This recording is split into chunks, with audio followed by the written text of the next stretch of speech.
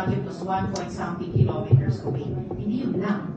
Malayo ang 1 point something kilometer. Hindi po yan meter or kilometer. So, but yung satellite images, kasama na yung actual na coordinates. That is correct, Madam Chair. Huling tanong ko po sa ngayon sa DPWH, Mr. Chair. Last week po lumabas yung balita na nagkasunog sa DPWH office sa Baguio.